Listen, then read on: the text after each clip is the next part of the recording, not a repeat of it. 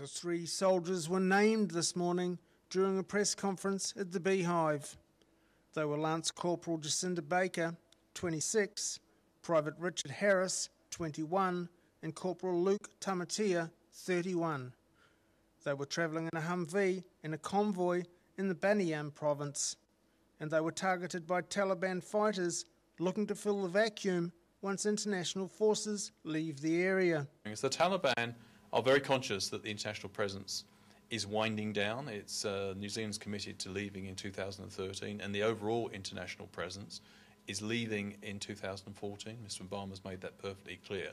They are in the process of testing out the capabilities of the forces which will be left behind to provide security for the Afghan people under the leadership of President Karzai. Kiwi soldiers have been in the country for more than a decade, with 150 personnel supporting New Zealand aid organisations and the local community rebuilding infrastructure.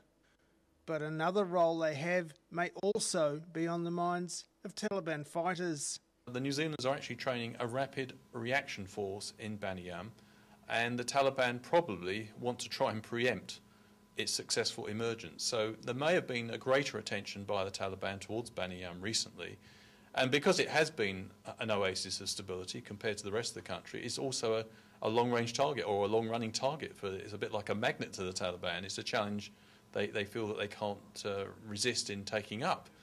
Professor Patman says there is frustration among the Kiwis about restricted Hungarian army work to resist the Taliban in neighbouring Baghlan province. That means fighters can cross the borders for raids as they try to establish themselves as a major player in Afghanistan. Back in New Zealand, the pressure is on the government.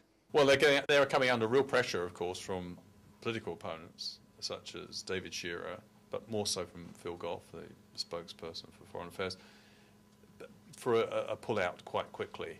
Mr. Key's resisting that, but I don't think he's ruling out the possibility of an accelerated departure. I just don't think it's going to happen this year.